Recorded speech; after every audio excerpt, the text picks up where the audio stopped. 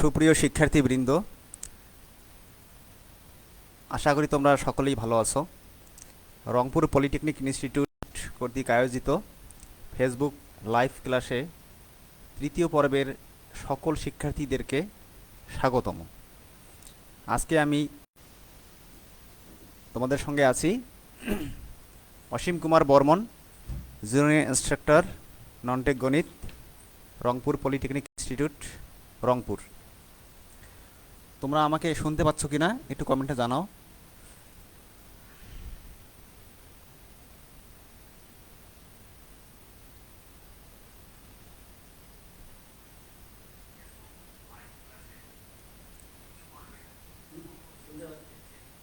শুনতে পাচ্ছেন?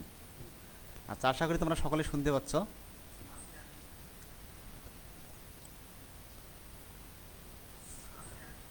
আজকে আমরা বরাবরের মতো ম্যাথমেটিক্স 3 বিষয় নিয়ে আলোচনা করব, যার বিষয় কোড হচ্ছে 65931।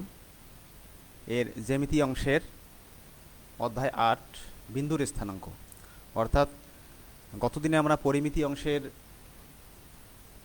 একটি অধ্যায় আলোচনা করেছিলাম। পরিমিতি অংশ আপাতত মানে ঠিক রেখে, ওই অবস্থায় রেখে আমরা জ্যামিতি অংশে চলে যাচ্ছি। তোমাদের আমি আগেই বলেছিলাম যে আমরা পরিমিতি অংশ থেকে কিছু অধ্যায় করব, তারপরে জ্যামিতি অংশ থেকে কিছু এবং ভেক্টর থেকে কিছু। তো আজকে আমরা জ্যামিতি অংশের প্রথম যে অধ্যায়টি, অর্থাৎ সেটি আমাদের অধ্যায় 8 বিন্দুর স্থানাঙ্ক, এই অধ্যায় নিয়ে আমরা আলোচনা করব। আজকের শিক্ষণফল, আজকের পাঠ শেষে তোমরা একটি বিন্দুর স্থানাঙ্কের ব্যাখ্যা করতে পারবে, বিভিন্ন বিন্দুর স্থানাঙ্কের বর্ণনা করতে পারবে, দুটি বিন্দুর মধ্যকার দূরত্ব নির্ণয় করতে পারবে, দুটি বিন্দুর সংযোজক রেখা কোনো বিন্দুতে নির্দিষ্ট অনুপাতে বিভক্ত হলে বিভক্তকারী বিন্দুর স্থানাঙ্ক নির্ণয় করতে পারবে, একটি ত্রিভুজের শীর্ষবিন্দুগুলো দেওয়া থাকলে এর ক্ষেত্রফল নির্ণয় করতে পারবে এবং বিন্দুর স্থানাঙ্ক এবং দূরত্বের সূত্রের সাথে সম্পর্কিত সমস্যাবলী সমাধান করতে পারবে।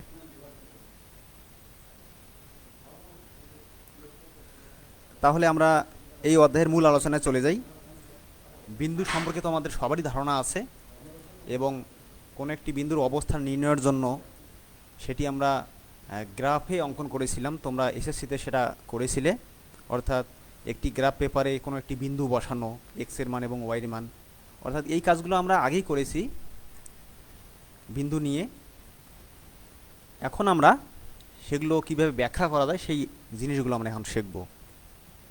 তো এখানে একটি বিন্দুর স্থানাঙ্কের ব্যাখ্যা। তো কোনো একটি বিন্দুর স্থানাঙ্ক ব্যাখ্যা করতে গেলে বা তার অবস্থান, কোনো একটি বিন্দুর অবস্থান নির্ণয় করতে গেলে কিছু পদ্ধতি আছে। তার মধ্যে আমরা এখানে আলোচনা করব দুটো পদ্ধতি। একটি হচ্ছে কার্তেশীয় স্থানাঙ্ক, তোমরা দেখতে পাচ্ছ কার্তেশীয় স্থানাঙ্ক, অর্থাৎ স্থানাঙ্ক নির্ণয়ের কিছু পদ্ধতির মধ্যে বা স্থানাঙ্ক ব্যবস্থার মধ্যে একটি হচ্ছে কার্তেশীয় স্থানাঙ্ক ব্যবস্থা। এবং সেই স্থানাঙ্ক ব্যবস্থায় কোনো একটি বিন্দুর অবস্থানকে আমরা এভাবে এক্স কমা ওয়াই দ্বারা প্রকাশ করব। তো সেটি আমরা একটু পরে ব্যাখ্যা করব। তো এটি হলো কার্তেশীয় স্থানাঙ্ক। এবং আরেকটি হচ্ছে পোলার স্থানাঙ্ক। তো পোলার স্থানাঙ্ক অপর একটি স্থানাঙ্ক ব্যবস্থা, যে বিন্দুগুলো আমরা প্রকাশ করব আর থিটা দ্বারা। তাহলে কার্তেশীয়র সময় থাকবে এক্স ওয়াই আকারে এবং পোলার স্থানাঙ্কের সময় থাকবে আর থিটা আকারে। তোমরা এই জিনিসটা খেয়াল রাখবে যে আসলে কোনটি কার্তেশীয় কোনটি পোলার। তাহলে কার্তেশীয় হলে এক্স ওয়াই আকারে থাকবে, আর পোলার হলে আর থিটা আকারে থাকবে।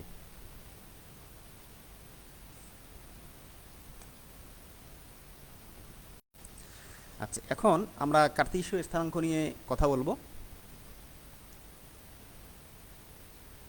বিখ্যাত ফরাসি গণিতবিদ দ্য কার্তে সর্বপ্রথম এই স্থানাঙ্ক ব্যবস্থার প্রচলন করেন। কোন স্থানাঙ্ক ব্যবস্থা? কার্তেশীয় স্থানাঙ্ক ব্যবস্থা। এবং এই স্থানাঙ্ক ব্যবস্থা যেহেতু তিনি প্রচলন করেছেন, বা চালু করেছেন এই স্থানাঙ্ক ব্যবস্থাটি। সুতরাং এই স্থানাঙ্ক ব্যবস্থাটিকে তার নামানুসারে বলা হচ্ছে কার্তেশীয় স্থানাঙ্ক। আচ্ছা, এখন কার্তেশীয় স্থানাঙ্ক বলতে আমরা কি বুঝি, যেটি আমি একটু আগেই বললাম যে তোমরা এসএসসিতে বা এর আগেও গ্রাফ পেপারে বিভিন্ন চিত্র তোমরা অঙ্কন করেছিলে, বিন্দু স্থাপন করেছিলে। তো সেই জিনিসটাই আমরা এখন চিত্রাকারে ব্যাখ্যা করব। এখানে পাশে একটি চিত্র তোমরা দেখতে পাচ্ছ। মনে করো এখানে একটি বিন্দু হচ্ছে পি, একটি বিন্দু, এখানে পি একটি বিন্দু। তো তার আগে বলে নেই যে কার্তেশীয় স্থানাঙ্ক ব্যবস্থা মূলত হচ্ছে দ্বিমাত্রিক স্থানাঙ্ক ব্যবস্থা। এখানে দুই মাত্রা মানে হলো কোনো একটি বিন্দুর অবস্থান জানতে গেলে আমাদের দুইটি মাত্রা লাগবে, এবং সেই মাত্রাটিকে আমরা এখানে প্রকাশ করার জন্য বা বোঝানোর জন্য দুটো সরলরেখা অঙ্কন করেছি। একটি দেখো তোমরা আমি একটু হাইলাইট করে তোমাদেরকে দেখাই। একটি হলো এক্স ও এক্স ড্যাশ, এটি একটি সরলরেখা, এবং ওই এক্স ও এক্স ড্যাশ সরলরেখার সাথে লম্ব হচ্ছে ওয়াই ও ওয়াই ড্যাশ। তো এরকম দুটো রেখা বা দুটো অক্ষ, এই দুটোকে আমরা বলবো অক্ষ। তো একটি হলো এক্স অক্ষ, এক্স ও এক্স ড্যাশ হলো এক্স অক্ষ, এবং ওয়াই ও ওয়াই ড্যাশ হলো ওয়াই অক্ষ। তো এই দুটো অক্ষ পরস্পর লম্বভাবে ছেদ করবে, যার ফলে এখানে কিন্তু এই পুরো প্ল্যাটফর্মটি 4টি অংশে বিভক্ত হয়েছে। তো এটি আমরা পরের স্লাইডে আলোচনা করব। আপাতত কোনো একটি বিন্দুর কার্তেশীয় স্থানাঙ্ক বলতে আমরা কি বুঝি সেটি আলোচনা করব। তো এখানে তাহলে কার্তেশীয় বলতে আমাদের এখানে দুইটি মাত্রা থাকবে, অর্থাৎ দুটো অক্ষ থাকবে, একটি হলো এক্স অক্ষ আর একটি হলো ওয়াই অক্ষ। এখন এই দুটো অক্ষই যেহেতু পরস্পর লম্ব আকারে ছেদ করেছে, আমরা এখানে ধরে নিয়েছি যে ও বিন্দুতে ছেদ করেছে, তাহলে ও বিন্দু থেকে এক্স অক্ষের ধনাত্মক দিক হচ্ছে ও হতে ডান দিকে, অর্থাৎ আনুভূমিক বরাবর। এক্স অক্ষ থাকবে আনুভূমিক বরাবর, আর ওয়াই অক্ষ থাকবে লম্ব বরাবর, উলম্ব বরাবর। তো ও বিন্দু থেকে, অর্থাৎ এই যে বিন্দুতে ছেদ করেছে এই বিন্দুটাকে আমরা বলছি মূল বিন্দু। অর্থাৎ এখানে 0 0, অর্থাৎ এক্সের মানও 0, ওয়াইয়ের মানও 0। অর্থাৎ কোনো একটি বিন্দু যদি এই ছেদ বিন্দুতে অবস্থান করে তার মানে তার কোনো অবস্থার পরিবর্তন হয়নি, অর্থাৎ সে কোনো স্থান পরিবর্তন করেনি। তো এই ছেদবিন্দুকে আমরা বলছি মূল বিন্দু। এখানে মূল বিন্দু মানে হচ্ছে এক্সের মানও 0, ওয়াইয়ের মানও 0, সেটি একটু আগে বললাম, এবং আমরা এখানে ধরে নিচ্ছি যে মূল বিন্দুটি হচ্ছে ও।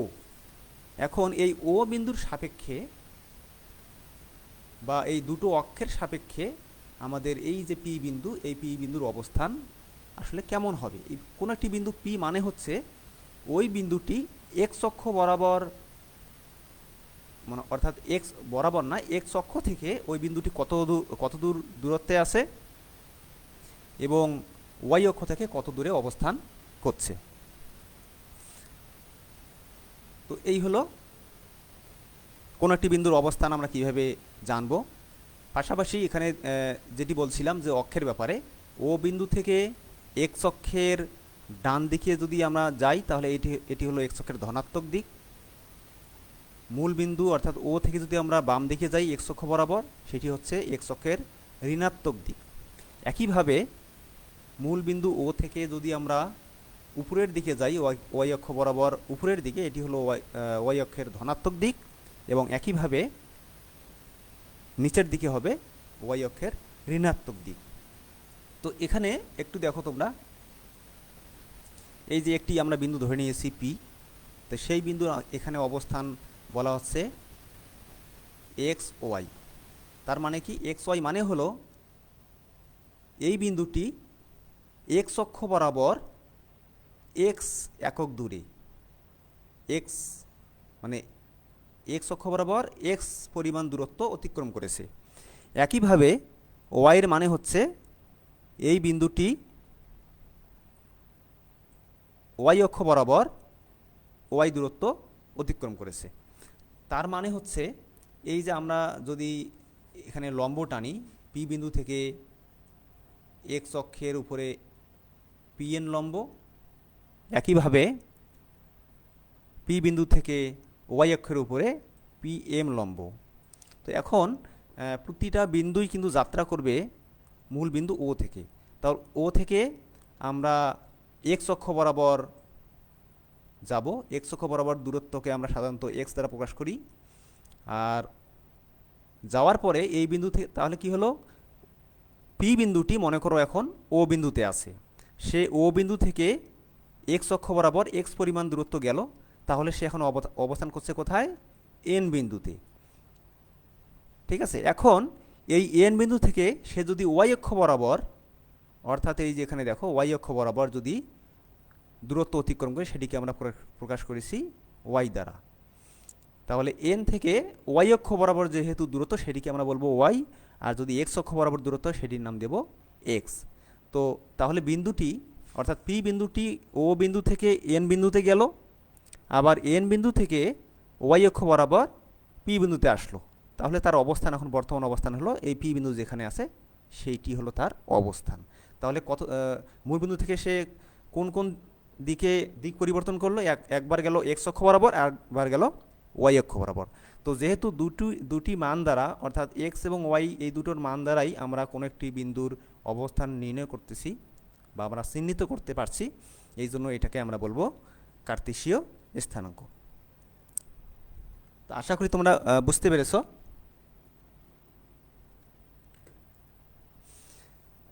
এরপরে বিভিন্ন চতুর্ভাগে অবস্থিত বিন্দুর স্থানাঙ্ক নির্ণয়ের চিহ্নটা কি হবে, এই কাজগুলো আমরা অলরেডি প্র্যাকটিক্যালি আগেই করে এসেছি। তারপরও তোমরা একটু দেখো, যেটি একটু আগে বললাম আগের স্লাইডে, যে দুটো অক্ষ পরস্পর ছেদ করার ফলে পুরো প্ল্যাটফর্মটি 4টি অংশে বিভক্ত হয়েছে। অর্থাৎ এরকম ছিল এক্স ও এক্স ড্যাশ এবং আরেকটি অক্ষ ছিল ওয়াই ও ওয়াই ড্যাশ, এরা পরস্পর ও বিন্দুতে মিলিত হয়েছে, অর্থাৎ ও বিন্দুতে ছেদ করেছে, সুতরাং ও হচ্ছে মূল বিন্দু। তাহলে এই যে 4টি অংশ দেখো, এই যে 4টি অংশ, এইটা একটা অংশ, তারপরে এইটা একটা অংশ, এটা একটা অংশ, এটা একটা অংশ, অর্থাৎ 4টি ভাগ হয়েছে। তো আমরা প্রথম অক্ষটাকে অর্থাৎ যেখানে এক্সও পজিটিভ ওয়াইও পজিটিভ দুটোই ধনাত্মক, সেটিকে আমরা বলবো প্রথম চতুর্ভাগ। এরপরে বাম দিকে যেটি আছে এটিকে বলবো আমরা দ্বিতীয় চতুর্ভাগ। এরপরে নিচের দিকে যেটি আছে সেটিকে বলবো আমরা তৃতীয় চতুর্ভাগ, এবং ডান দিকে যেটি আছে শেষে এটি হলো চতুর্থ চতুর্ভাগ। অর্থাৎ প্রত্যেকটাই চতুর্ভাগ নামে অভিহিত। প্রথমটাকে প্রথম চতুর্ভাগ, এভাবে দ্বিতীয়, তৃতীয় এবং চতুর্থ চতুর্ভাগ হিসেবে আমরা জানলাম। তো এখানে সবসময় একটি কথা মনে রাখবা, যে এই চতুর্ভাগে ঘড়ির কাঁটার বিপরীত দিক অর্থাৎ অ্যান্টি ক্লকওয়াইজ সেটি কিন্তু এখানে পজিটিভ, আর এর বিপরীত হলেই সেটি হলো নেগেটিভ। তো আমরা হিসেবটি করব ঘড়ির কাঁটার বিপরীত দিকে ধরে, অর্থাৎ এই যে আমি দেখালাম একটু ঘড়ির কাঁটার বিপরীত মানে অর্থাৎ ডান থেকে বাম দিকে ঘুরবে, তাহলে সেই হিসেবে এখানে প্রথম চতুর্ভাগ, অর্থাৎ কোনো একটি বিন্দু যদি এখান থেকে এখানে আসে তাহলে মানে প্রথম চতুর্ভাগ, তারপরে আরও বাম দিকে আসলে আরও ঘুরলে এটি দ্বিতীয় চতুর্ভাগ, এরপরে হচ্ছে আরও অগ্রসর হলে তৃতীয় চতুর্ভাগ, এরপরে হচ্ছে চতুর্থ চতুর্ভাগ। তো এভাবে চতুর্ভাগে যে ভাগগুলো, যে বিষয়গুলো, এগুলো আমরা আগে থেকেই জানি। তারপরে একটু তোমাদের মনে করার জন্য আমি বললাম। তো এখানে একটি লক্ষ্য করার বিষয় যেটি আমরা বারবার বলছি যে তোমরা এটি আগেও করেছো, যেটি হলো এই যে প্লাস প্লাস, অর্থাৎ কোন বিন্দুটি এই প্রথম চতুর্ভাগে থাকবে, যে বিন্দুটি এক্স অক্ষের ধনাত্মক দিক বরাবর যাবে এবং ওয়াই অক্ষেরও ধনাত্মক দিক বরাবর যাবে। আবার যে বিন্দুটি দ্বিতীয় চতুর্ভাগ মানে হলো যে এক্স অক্ষ বরাবর ঋণাত্মক দিকে কিন্তু ওয়াই অক্ষ বরাবর ধনাত্মক দিকে। একইভাবে তৃতীয় চতুর্ভাগে কোন বিন্দুটি থাকবে, যে বিন্দুটি এক্স অক্ষ বরাবর অর্থাৎ এক্স অক্ষের ঋণাত্মক দিক বরাবর চলবে, একইভাবে ওয়াই অক্ষেরও ঋণাত্মক দিক বরাবর চলবে। চতুর্থ চতুর্ভাগ কোনটি হবে, যে বিন্দুটি এক্স অক্ষের ধনাত্মক দিকে যাবে এবং ওয়াই অক্ষের ঋণাত্মক দিকে যাবে। তো এই হলো মোটামুটি আমাদের বিন্দু কোন কোন কোন বিন্দুগুলা আমাদের কোন কোন চতুর্ভাগে অবস্থান করবে সেটি আমরা জানলাম। এখন আমরা কার্তেশীয় স্থানাঙ্ক আলোচনা করেছি, আর বাকি যেটা বলছিলাম যে আর থিটা সেটি হচ্ছে আমাদের পোলার স্থানাঙ্ক। তো আমরা এখন পোলার স্থানাঙ্ক সম্পর্কে জানবো, পাশাপাশি কার্তেশীয় এবং পোলার স্থানাঙ্ক এই দুটোর মধ্যে কি সম্পর্ক সেটিও আমরা এখানে আলোচনা করব। তো প্রথমে এখানে একটি চিত্র তোমার দেখতে পাচ্ছ। আগের মতো এখানে আমরা দুটো অক্ষ নিয়েছি, একটা হলো এক্স ও এক্স ড্যাশ, আরেকটি হচ্ছে ওয়াই ও ওয়াই ড্যাশ, এবং তাদের মধ্যবিন্দু তাদের ছেদবিন্দু হচ্ছে ও। এখানে আমরা একটি পি বিন্দু ধরে নিয়েছি। তো পি বিন্দু, তো এইখানে একটু তোমাদের আমি কার্তেশীয় স্থানাঙ্ক ব্যবস্থায় পি বিন্দুর স্থানাঙ্কটি লিখেছি এখানে। তো এখানে মূলত পি এক্স ওয়াই হবে না, পি হবে, যেহেতু পোলার স্থানাঙ্ক তাহলে পি হবে আর থিটা, পি হবে আর থিটা। তাহলে এখানে কার্তেশীয় স্থানাঙ্ক ব্যবস্থায় আমরা জানলাম যে কোনো একটি বিন্দুর স্থানাঙ্ক বোঝার জন্য আমাদের জানতে হবে যে ওই বিন্দুটি এক্স অক্ষ বরাবর কত দূরে গেছে আর ওয়াই অক্ষ বরাবর কত দূরে গেছে। কিন্তু পোলার স্থানাঙ্ক ব্যবস্থায় হচ্ছে কোনো একটি বিন্দু এক্স অক্ষের ধনাত্মক দিকের সঙ্গে কত ডিগ্রি কোণে অবস্থান করছে, পাশাপাশি মূল বিন্দু থেকে ওই বিন্দুর দূরত্ব কত। এই দুটো জিনিস জানলেই মূলত আমরা পোলার স্থানাঙ্কের সাহায্যে কোনো একটি বিন্দুর অবস্থান নির্ণয় করতে পারবো। তাহলে এখানে দুটো জিনিস, কোনো একটি বিন্দু অর্থাৎ যে বিন্দুর অবস্থান আমরা জানতে চাচ্ছি সেই বিন্দুটি এক্স অক্ষের ধনাত্মক দিকে কত ডিগ্রি কোণে অবস্থান করছে, পাশাপাশি ওই বিন্দুটি মূল বিন্দু অর্থাৎ ও থেকে কত দূরে অবস্থান করছে। এই দুটো জিনিস জানলেই মূলত আমরা পোলার স্থানাঙ্কটি পাবো। তো এখানে দেখো আগের মতো পি একটি বিন্দু, পি থেকে আমরা এক্স অক্ষের উপরে পি এন লম্ব অঙ্কন করেছি। যেহেতু এটি ওয়াই অক্ষের সমান্তরাল তার মানে এই দূরত্বটি ওয়াই, অর্থাৎ পি এন দূরত্বটা ওয়াই দূরত্ব। আচ্ছা, এটি আমাদের এখানে মুখ্য বিষয় না ওয়াইটা, কারণ এখানে আমাদের মেইন বিষয় হলো থিটা। তো ধরে নিচ্ছি যে পি বিন্দুটি ও এক্স বরাবর অর্থাৎ এক্স অক্ষের ধনাত্মক দিকের সঙ্গে থিটা ডিগ্রি কোণে অবস্থান করছে। তার মানে এখানে তার আগে ও এবং পি যোগ করে নিতে হবে, তাহলে আমরা পাচ্ছি ওপি রেখা। তাহলে ওপি রেখার দূরত্বটাকে আমরা মনে করো ধরে নিয়েছি এখানে থিটা। তাহলে ও পি এর দূরত্ব থিটা এবং পি বিন্দুটি এক্স অক্ষের ধনাত্মক দিকের সঙ্গে থিটা ডিগ্রি কোণে অবস্থান করছে। তাহলে আমরা পোলার স্থানাঙ্ককে নির্দেশ করব আর থিটা। এখন এটিকে যদি আমরা চিত্রায়িত করি বিভিন্ন সূত্রের সাহায্যে, সেগুলো আমি ব্যাখ্যায় গেলাম না, তাহলে ফাইনালি আমি একবারই বলে দিলাম যে যদি আমরা এখানে সম্পর্ক স্থাপন করি ব্যাখ্যার মাধ্যমে, বিশ্লেষণের মাধ্যমে, তাহলে কার্তেশীয় এবং পোলার স্থানাঙ্কের মধ্যে যে সম্পর্কটি পাব সেটি হবে, একটি হলো x equal r cos theta এবং অপরটি হবে Y equal r sine theta. এখানে যেহেতু কস থিটা সাইন থিটা বুঝতেই পারতেছো, এখানে কস থিটা মানে আমরা জানি ভূমিবাহী অতিভুজ, সাইন থিটা মানে হচ্ছে লম্ববাহী অতিভুজ। অর্থাৎ এখানে সমকোণী ত্রিভুজের ক্ষেত্রে আমরা যদি সাইন থিটা কস থিটার এই মানগুলা বের করি তাহলে মূলত আমরা এই সম্পর্ক দুটো পাবো। অর্থাৎ এখানে যে এই যে ওয়াই বলেছিলাম পি এন এর দূরত্ব ওয়াই, একইভাবে এখানে এই যে ও এন এই দূরত্বটা হবে এক্স। তার মানে সেই হিসেবে এখানে এক্স ওয়াই, এই ব্যাখ্যাটা করতে গেলে আমাদের এটা লাগবে। তাহলে এখানে যদি আমরা ব্যাখ্যা বিশ্লেষণ করি, ক্যালকুলেশন করি, তাহলে ফাইনালি পাবো x equal r cos theta, y equal r sine theta, এবং আরেকটি পাবো r equal root over x square plus y square এবং theta equal tan inverse y by x. এখন এখানে যেটি মনে রাখার বিষয় সেটি হলো যে কার্তেশীয় স্থানাঙ্ক এবং পোলার স্থানাঙ্কের মধ্যে যে সম্পর্ক, এই সম্পর্কের মাধ্যমেই আমরা বিভিন্ন সমস্যার সমাধান করব। অর্থাৎ মনে করো একটি বিন্দুর পোলার স্থানাঙ্ক দেওয়া আছে, যেমন এখানে পি বিন্দুটির মনে করো যে পোলার স্থানাঙ্ক দেওয়া আছে, আমাকে বের করতে হবে কার্তেশীয় স্থানাঙ্কে তার অবস্থানটা কীরকম। অন্যভাবে কার্তেশীয় স্থানাঙ্ক যদি দেওয়া থাকে সেইটাই ব্যবহার করে আমরা নির্ণয় করব পোলার স্থানাঙ্ক ব্যবস্থায় তার মানটা কত। তো যদি এমন হয় যে পোলার স্থানাঙ্ক দেওয়া আছে, আমাকে কার্তেশীয় স্থানাঙ্ক বের করতে হবে, তখন আমরা এই প্রথম সূত্রটি ইউজ করব, প্রথম গ্রুপের যে সূত্রটি, 1 নম্বর সূত্রটি, অর্থাৎ x equal r cos theta, y equal r sine theta. অন্যদিকে যদি কার্তেশীয় স্থানাঙ্ক দেওয়া থাকে কোনো একটি বিন্দুর, তাহলে তার পোলার স্থানাঙ্ক নির্ণয় করব আমরা এই পরের যে সূত্রটি সেটি, অর্থাৎ r equal root over x square plus y square, এবং থিটার মানটি হবে tan inverse y by x. তো এই হলো মোটামুটি কার্তেশীয় এবং পোলার স্থানাঙ্কের মধ্যে সম্পর্ক। তো আমরা আরও এখানে অনেক ব্যাখ্যা আছে, বিভিন্ন সূত্র কীভাবে আসলো, তা আমরা অত দূরে যাচ্ছি না। আমরা সরাসরি এখন অধ্যায়ের বিভিন্ন সমস্যা কীভাবে সমাধান করা যাবে সেই উদ্দেশ্যে আমরা এখন আগাচ্ছি। তো এই অধ্যায়ের প্রয়োজনীয় সূত্রাবলী, প্রথমটি হলো কার্তেশীয় ও পোলার স্থানাঙ্কের মধ্যে সম্পর্ক, একটু আগে যেটা আমরা দেখলাম, x equal r cos theta, y equal r sine theta,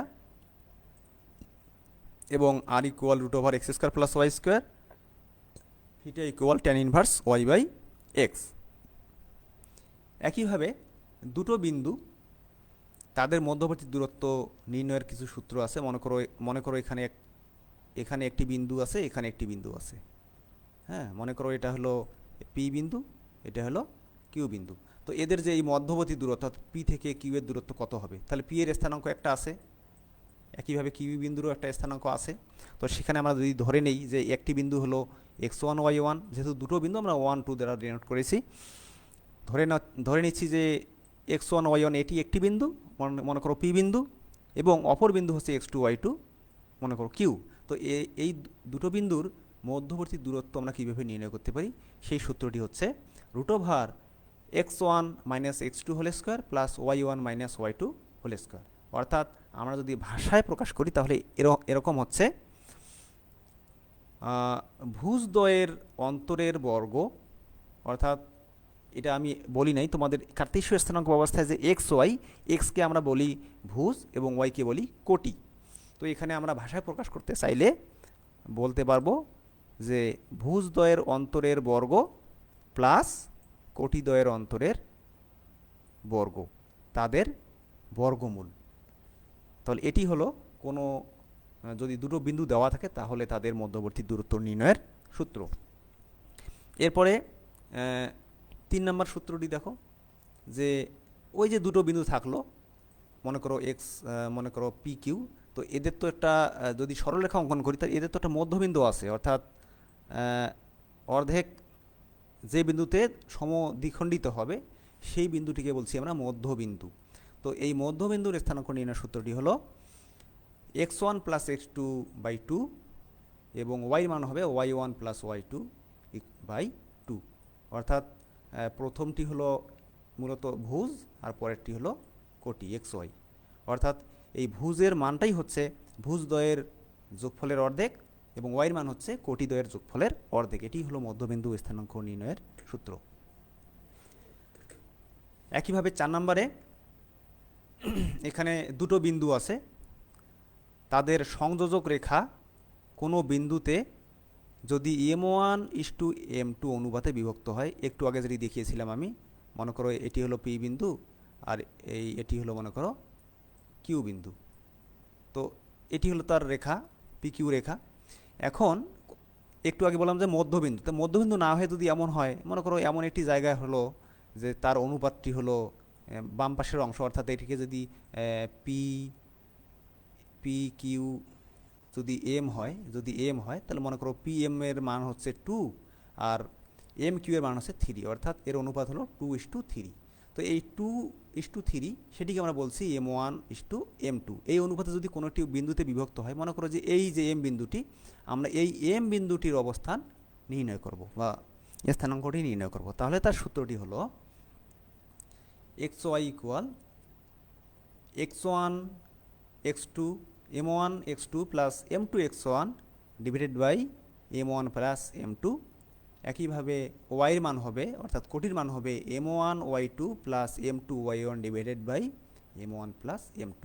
অর্থাৎ এই যে প্রথম যে অংশটি, এটি হলো ভুজ অর্থাৎ কোটি, ভুজ হলো এই হলো ভুজ। আর পরের যে অংশটি অর্থাৎ ওয়াইয়ের মান, এটিকে আমরা বলবো কোটি, কয়কার টয়রস্যি, কোটি। তো এখানে বিভক্ত বলতে দু ধরনের বিভক্ত, একটি হলো অন্তর্বিভক্ত আর একটি হলো কোটি বিভক্ত, অন্তর্বিভক্ত এবং কোটি বিভক্ত। তো প্রথম যে অংশটি অর্থাৎ 4 নম্বর যে সূত্রটি, এখানে দেখো সবগুলোই প্লাস। যদি অন্তর্বিভক্ত হয়, এই যে অন্তর্বিভক্ত হলে সবগুলোই প্লাস হবে, আর যদি একই জিনিস বহির্বিভক্ত হয় তখন হবে মাইনাস। শুধু সূত্র একই থাকবে, প্লাসের জায়গায় হবে মাইনাস। তো এই হলো দুটো বিন্দুর সংযোগ রেখা কোনো একটি বিন্দুতে যদি নির্দিষ্ট একটি অনুপাতে বিভক্ত হয়, তাহলে ওই যে বিভক্তকারী বিন্দু তার স্থানাঙ্ক নির্ণয়ের সূত্র। এরপরে যদি একটি ত্রিভুজের 3টি শীর্ষবিন্দু দেওয়া থাকে, এখানে ধরে নিচ্ছি x1 y1 হলো একটি বিন্দু, x2 y2 দ্বিতীয় বিন্দু এবং তৃতীয় বিন্দু হচ্ছে x3 y3। তাহলে তার ক্ষেত্রফলের সূত্রটি হলো half into x1 into y2 minus y3 x2 into y3 minus y1 plus x3 into y1 minus y2। তো এখানে একটা জিনিস মনে রাখবা, সূত্রটি মনে রাখার যদি কৌশল বলো, অর্থাৎ এটা যে যেভাবে মনে রাখতে পারো। তো প্রথমে তোমরা এই যে বাইরের যে গুণন অবস্থায় যেগুলো আছে, অর্থাৎ সবগুলো কিন্তু এক্সের মান, এই যে x1 এরপরে x2 এরপরে x3 এবং ব্র্যাকেটের ভিতরে যেটা আছে সেটা কিন্তু সব y, ঠিক আছে। তাহলে বাইরে যেটি আছে সেটি হলো x, আর ব্র্যাকেটের ভিতরে বিয়োগ অবস্থা যেটি আছে সেটি হলো y। তো এখানে তোমরা লিখে নিবা y y x আর y। তাহলে x লিখবা প্রথমে 1, তারপরে 2, তারপরে 3।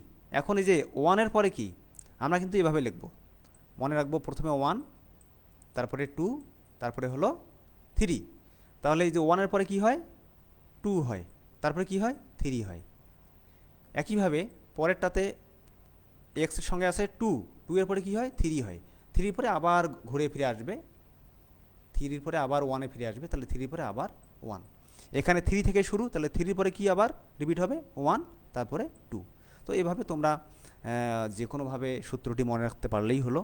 তাহলে একটি ত্রিভুজের শীর্ষবিন্দুগুলো যদি দেওয়া থাকে তাহলে তার ক্ষেত্রফল নির্ণয়ের সূত্র হলো এটি।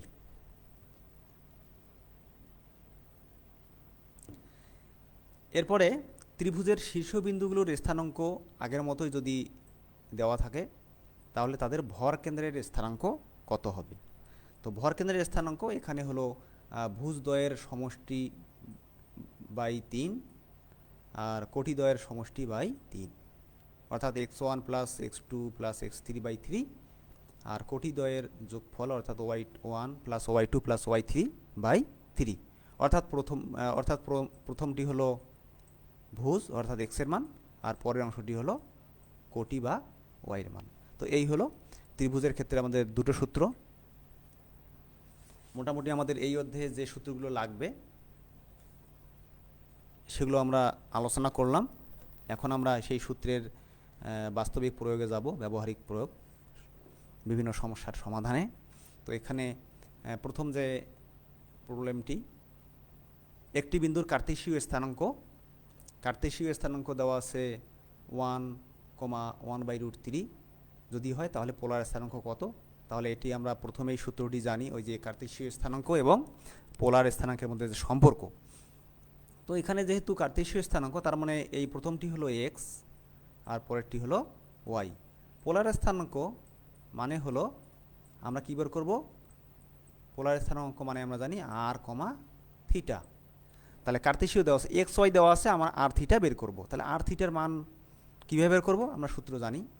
তো তার আগে আমরা এখানে ধরে নিচ্ছি যে কার্তেশীয় স্থানাঙ্কটি মূলত এক্স ওয়াই, এটা। তার মানে তোমরা বুঝতেই পারছো যে এক্সের মান হলো প্রথমটি এবং ওয়াইয়ের মানটি হলো দ্বিতীয়টি, অর্থাৎ এক্সের মান 1, ওয়াইয়ের মান 1/√3।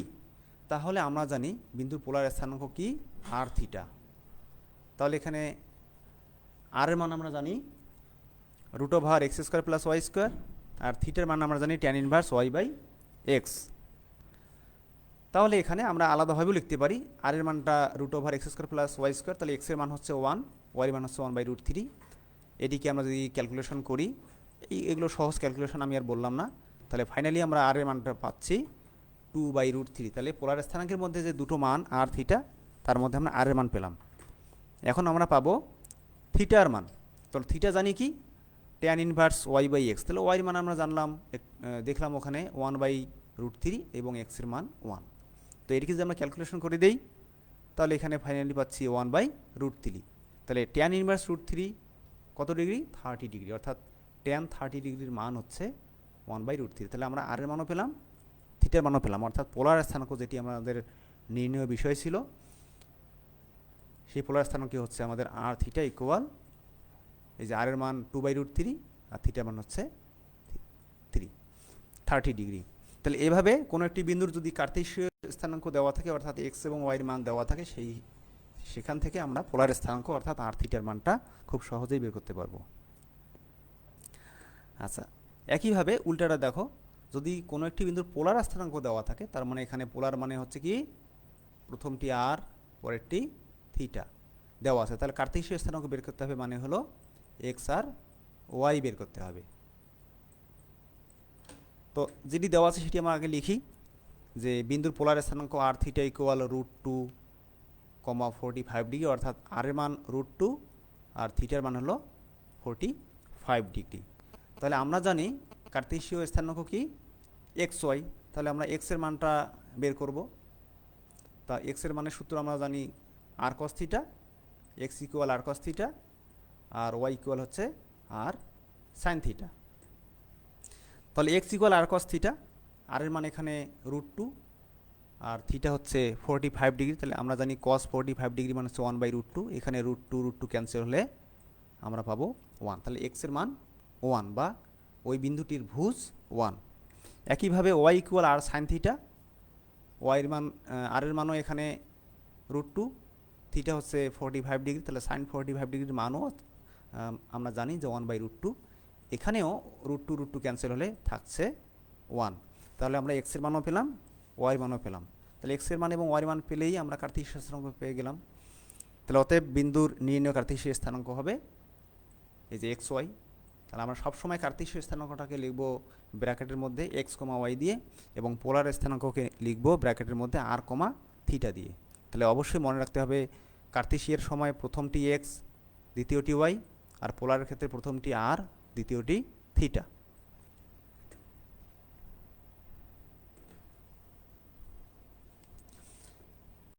এরপরে আমরা আরও একটি সূত্র জেনেছিলাম, যে দুটো বিন্দু যদি দেওয়া থাকে তাহলে তাদের মধ্যবর্তী দূরত্ব নির্ণয়ের সূত্রটি কি। তো এখানে যে দুটো বিন্দু দেওয়া আছে, আমরা ধরে নিচ্ছি যে বিন্দুদ্বয় হলো, যেহেতু দুটো বিন্দু তাহলে আমরা 1 এবং 2 দ্বারা ডিনোট করব। তাহলে প্রথম যে বিন্দুটি এ দেওয়া আছে, অর্থাৎ -2, 3, তাকে আমরা ধরে নিচ্ছি x1 y1। এভাবে দ্বিতীয় বিন্দুটি কি ধরে নিলাম x2 y2। এভাবে যদি আরও থাকে, তৃতীয় হলে x3 y3, চতুর্থ হলে x4 y4, এভাবে চলতে থাকবে। তো যেহেতু এখানে আমাদের দুটো দেওয়া আছে, তাহলে x1 y1 হলো এ বিন্দুটি, আর x2 y2 হচ্ছে দ্বিতীয় বিন্দুটি, অর্থাৎ বি বিন্দু। তাহলে আমরা জানি যে বিন্দুদ্বয়ের মধ্যবর্তী দূরত্ব √x1 - x2 whole square plus y1 - y2 whole square. তো এখানে জাস্ট আমরা মানগুলো বসিয়ে দেব। তো এখানে খুব সহজেই যে প্রথমটার মান, এই যে x1 হলো -2 আর y1 হলো 3, একইভাবে x2 হচ্ছে 1 আর y2 হচ্ছে -1। তো সেই মানগুলো যে আমরা এখানে বসিয়ে দেই, তাহলে এখানে কিন্তু এই যে মাঝের যে মাইনাস, এটি কিন্তু সূত্রের মাইনাস, আর যদি অতিরিক্ত কোনো সংখ্যা মাইনাস দ্বারা যুক্ত থাকে তাহলে সেটি এই মাইনাসের সঙ্গে গুণন হবে। তো x1 এর মান -2 আর x2 এর মান হচ্ছে কত, 1। তো সেই 1 এবং এই মাইনাস হচ্ছে -1 হোল স্কোয়ার প্লাস y1 হচ্ছে এখানে 3 আর y2 হচ্ছে -1। তাহলে y2 যেহেতু -1 এবং তার সামনে আরেকটি মাইনাস, তাহলে এই মাইনাসে হচ্ছে +1। তো এখানে -3 স্কোয়ার অর্থাৎ +9, আর পরেরটি হচ্ছে 3 + 1 অর্থাৎ 4 স্কোয়ার অর্থাৎ 16। তাহলে 9 + 16 হচ্ছে 25, 25-এর স্কোয়ার রুট করলে 5। তো এই হলো, অর্থাৎ এত একক দূরত্বের, যেহেতু কোনো একক নাই, এখানে আমরা শুধু এমনিতেই লিখে দেব একক। তাহলে মধ্যবর্তী দূরত্ব দুটো যদি বিন্দু দেওয়া থাকে তাদের নির্ণয় সূত্র হলো এই। এরপরে একইভাবে এখানে দুটো বিন্দু দেওয়া আছে, এদের মধ্যবিন্দু নির্ণয়ের সূত্র কি? তো আগের মতো এখানে আমরা বিন্দুদ্বয় ধরে নেব যে x1 y1 ইকুয়াল a অর্থাৎ -2 3 এবং x2 y2 ইকুয়াল b বিন্দু 1 1। তো আমরা জানি বিন্দুদ্বয়ের মধ্যবিন্দুর স্থানাঙ্ক এর সূত্রটি হচ্ছে x1 plus x2 by 2 y1 plus y2 by 2, অর্থাৎ ভুজদ্বয়ের সমষ্টির অর্ধেক আর দ্বিতীয়টি হচ্ছে কোটিদ্বয়ের সমষ্টির অর্ধেক। তো এখানে x1 x2 এবং y1 y2 এর মানগুলো বসিয়ে দিলাম। আগেই বলেছি যে এই যে x1 হলো -2, y1 হলো 3, একইভাবে x2 হলো 1 আর y2 হলো -1। এই মানগুলো বসিয়ে দিলাম, জাস্ট ক্যালকুলেশন করব। ক্যালকুলেশন করতে পাচ্ছি -1/2 অর্থাৎ -1/2 এবং y এর মান হচ্ছে 1। তো এই হলো, তাহলে এই যে ব্র্যাকেটের মধ্যে কোনটা x এর মান কোনটা y এর মান, তাহলে এই যে প্রথম যে মানটি সেটি যাই হোক সেটি হলো x এবং পরের কমার পরের মানটি হলো y। এটা সবসময় মনে রাখবা যে প্রথমটি x এর মান পরেরটি y এর মান। তো এই হলো দুটো বিন্দু দেওয়া থাকলে তাদের মধ্যবিন্দুর স্থানাঙ্ক নির্ণয়ের সূত্র।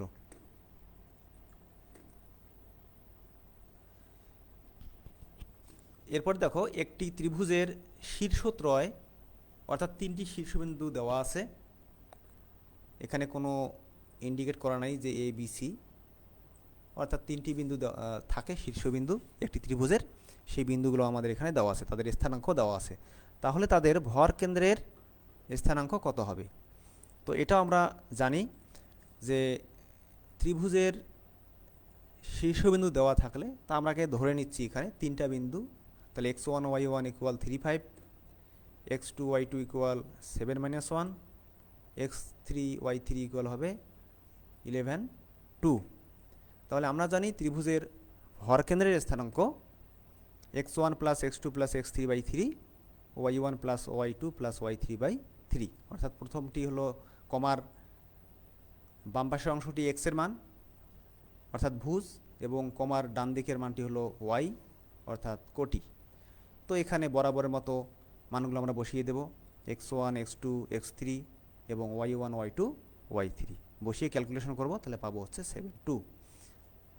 তো এই ক্যালকুলেশনগুলো আসলে বোঝার কিছু নেই, এটা খুব সহজ জিনিস, তোমরা সহজেই পারবা।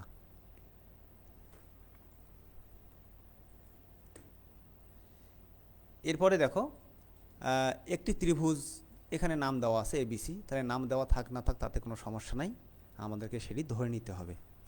তাহলে এবিসি একটি ত্রিভুজ যার তিনটি শীর্ষবিন্দুর স্থানাঙ্ক দেওয়া আছে এবিসি যদি হয়, তাহলে এই ত্রিভুজটির ক্ষেত্রফল কত? তাহলে আমরা ক্ষেত্রফলের সূত্রটিও জানি, তার আগে আমরা এখানে ধরে নিচ্ছি যে শীর্ষত্রয় হচ্ছে x1 y1 ইকুয়াল হবে এ বিন্দু যার স্থানাঙ্ক -1 0, দ্বিতীয়টি x2 y2 বি বিন্দু যার স্থানাঙ্ক 1 0, একইভাবে x3 y3 ইকুয়াল সি বিন্দু যার স্থানাঙ্ক 0 1। তো আমরা জানি ত্রিভুজের ক্ষেত্রফল তার সূত্রটি হচ্ছে হাফ, এবং এটি কিভাবে মনে রাখা যায় সেটি আমি আগেই বলেছি, অথবা তোমাদের অন্য কোনো যদি ওয়ে থাকে বা অর্থাৎ মনে রাখতে হবে, এটি হলো বিষয়, এখন যে যেভাবে মনে রাখতে পারো। তো এখানে আমরা মানগুলো বসিয়ে দিই পর্যায়ক্রমে। এই মানগুলো খুব মানে অঙ্কগুলো খুব সহজ, সূত্রটাও সহজ, কিন্তু মানগুলো বসানোর ক্ষেত্রে একটু সাবধানতা অবলম্বন করতে হবে। যেমন দেখা গেল যে x1 আমি বসাবো হলো -1, কিন্তু দেখা গেল যে x1 না হয়ে আমাদের y1 এর মানটি দেখা গেল যে আমরা -1 বসিয়ে দিয়েছি। তো এভাবে করা যাবে না, ঠিকঠাক মতো আমাদেরকে বসিয়ে নিতে হবে। তো যদি একান্তই তোমাদের কোনো সমস্যা হয় তাহলে তোমরা একটু পরীক্ষার খাতায় রাফ করবা, রাফ করে তোমাদের ওই x1 তারপরে x2 হ্যাঁ এভাবে x3 এভাবে y1 y2 y3 এইভাবে পর্যায়ক্রমে সবগুলো মান তুমি ডান দিকে লিখে নিবা। নেওয়ার পরে তখন সহজেই এখানে বসানো যাবে, যদি কোনো কনফিউশন থাকে কারো। আর যদি একেবারে বসাইতে পারো তাহলে কোনো সমস্যা নেই। তো যাই হোক, বসানোর পরে তোমরা ক্যালকুলেশন করবা, ক্যালকুলেশন করে যা হবে সেটি হলো ত্রিভুজের ক্ষেত্রফল। তো এখানে একটি বিষয় যে ত্রিভুজের ক্ষেত্রফল তোমাদের যে মানগুলো দেওয়া থাকবে সেই মানটা নির্ণয়ের সময় অনেক সময় নেগেটিভ চিহ্ন আসতে পারে। দেখা গেলো যে এখানে ফলাফলটি হাফ ইন্টু আসছে মনে করো যে -2, তাহলে কাটাকাটি করলে হবে -1, কিন্তু কোনো ত্রিভুজের ক্ষেত্রফল কখনোই নেগেটিভ হয় না। তাহলে যদি কখনো নেগেটিভ আসে তাহলে তোমরা অ্যান্সারে লিখবা যেহেতু ত্রিভুজের ক্ষেত্রফল কখনো ঋণাত্মক হতে পারে না, সুতরাং ত্রিভুজের ক্ষেত্রফল হবে, অর্থাৎ ঋণাত্মক চিহ্ন যেটা আছে সেটি বাদ দিয়ে তোমরা পজিটিভ চিহ্ন দিয়ে দেবে। ঠিক আছে, অর্থাৎ যদি -1 হয় তাহলে অ্যান্সার হবে 1, -3 হলে 3, আর যদি পজিটিভ হয় তাহলে ওই যা আছে তাই থাকবে।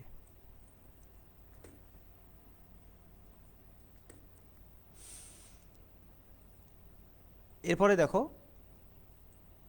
এখানে দুটো বিন্দু আছে, এই দুটো বিন্দুর সংযোজক রেখা অপর একটি বিন্দুতে একটি নির্দিষ্ট অনুপাতে বিভক্ত হবে,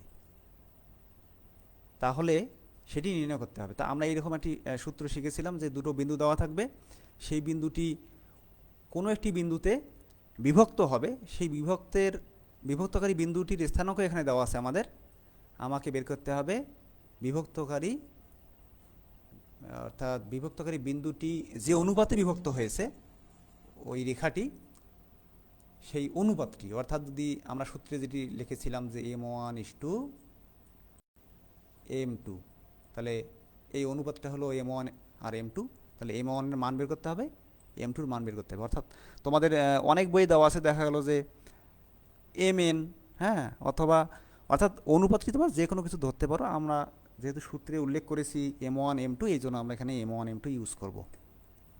তো এখানে নির্ণয় অনুপাত, অর্থাৎ যেটি আমরা নির্ণয় করব সেটিকে আমরা ধরে নিলাম m1 m2। মনে করি বিভক্তকারী বিন্দুকে আমরা সবসময় xy ধরবো এবং তার মানটি দেওয়া আছে 3, 4, অর্থাৎ x এর মান 3, y এর মান 4, এবং যে বিন্দু দুটো যোগ করে সরলরেখা পাওয়া গেছে, সংযোজক রেখা পাওয়া গেছে, সেই বিন্দুটিকে আমরা ধরবো x1 y1, এখানে প্রথমটি 1 2 এবং দ্বিতীয়টি হলো x2 y2, এটি দেওয়া আছে 6 7।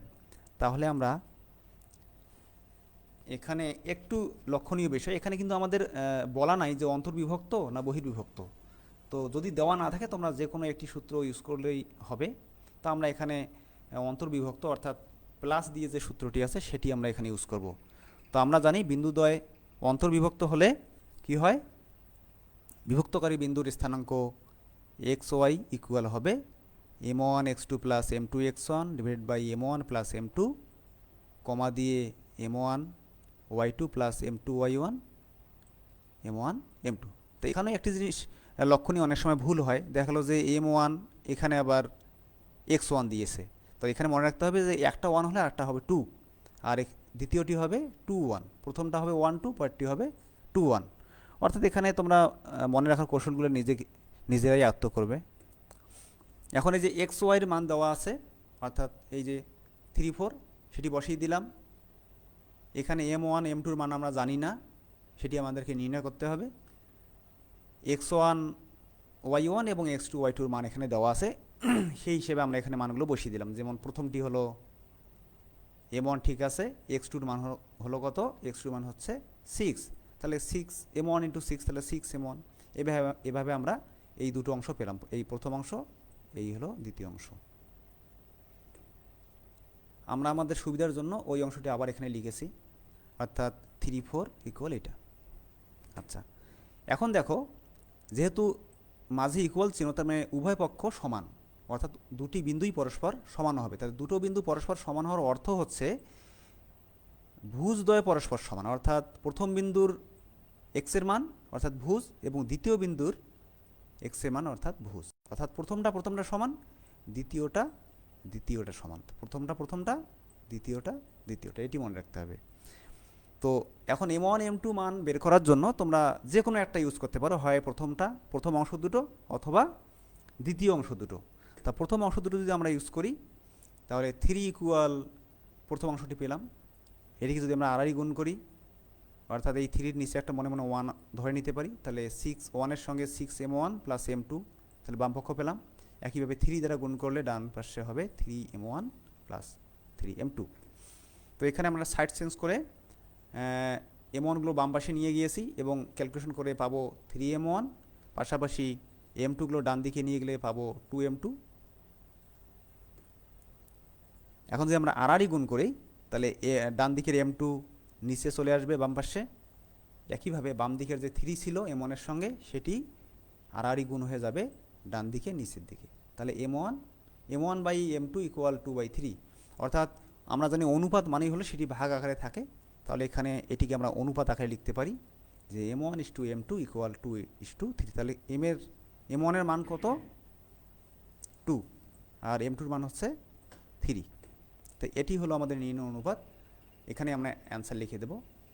আর যদি কেউ মনে করো যে না আমি দ্বিতীয় অংশ দিয়ে করব, তাহলে দ্বিতীয় অংশ দিয়ে এভাবে করতে পারো। 4 = দ্বিতীয় অংশে যা আছে এটিকেও আমরা ক্যালকুলেশন করলে ফাইনালি একই জিনিস পাবো। তা আজকে এ পর্যন্তই। তোমাদের কিছু এখানে বাড়ির কাজ থাকলো 1 থেকে 5, অর্থাৎ আমরা যে নিয়মগুলা শিখলাম সেই নিয়মের অনুরূপ কিছু এখানে প্রবলেম দেওয়া আছে, এগুলো তোমরা বাড়ির কাজ হিসেবে করবা, এবং বাড়ির কাজ যেগুলো দেওয়া থাকবে সবগুলোই তোমরা সেশনাল খাতায় ওঠাবা। এগুলো আমরা সব কিছু করোনা পরিস্থিতি যখন স্বাভাবিক হবে, আমরা সরাসরি যখন উপস্থিত হতে পারবো প্রতিষ্ঠানে, তখন আমরা এগুলো জমা নেব। তো আজকে এ পর্যন্তই। সকলে স্বাস্থ্যবিধি মেনে চলবা, নিরাপদে থাকবা, পড়াশোনা করবা বাসায়, এবং আমাদের অনলাইনে সবসময় যুক্ত থাকবা। তাহলে আশা করি আমাদের কোনো সমস্যা হবে না, পড়াশোনা আমরা চালিয়ে যেতে পারবো। তো আগামী ক্লাসের আমন্ত্রণ জানিয়ে সকলের সুস্বাস্থ্য কামনা করে এখানেই শেষ করছি। সকলকে ধন্যবাদ।